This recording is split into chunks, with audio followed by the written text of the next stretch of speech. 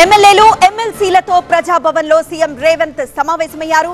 మేడిగడ్డపై Uttam power point presentation కూడా ఇచ్చారు.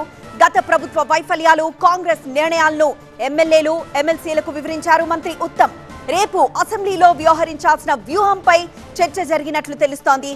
రేపు ఇరిగేషన్ శాఖపై శ్వేతపత్రం విడుదల చేయనున్నారు. నీటిపారుదల శాఖపై రేపు అసెంబ్లీలో శ్వేతపత్రం రిలీజ్ చేయనుంది తెలంగాణ ప్రభుత్వం. ఈ నేపథ్యంలో కాంగ్రెస్ ఎమ్మెల్యేలు ఎమ్మెల్సీలతో ప్రజాభవన్లో ప్రత్యేక సమావేశం నిర్వహిస్తున్నారు.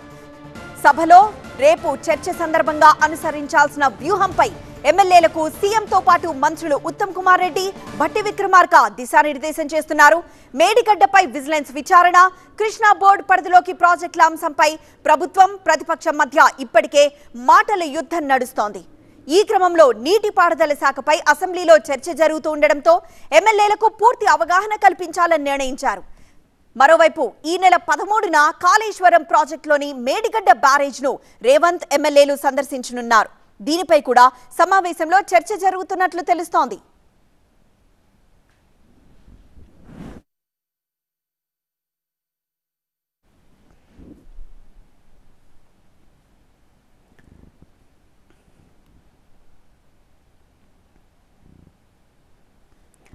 ఎమ్మెల్యేలు ఎమ్మెల్సీలతో ముఖ్యమంత్రి రేవంత్ రెడ్డి సమావేశమయ్యారు. నీటిపారుదల శాఖపై రేపు అసెంబ్లీలో శ్వేతపత్రం రిలీజ్ చేయనుంది తెలంగాణ ప్రభుత్వం.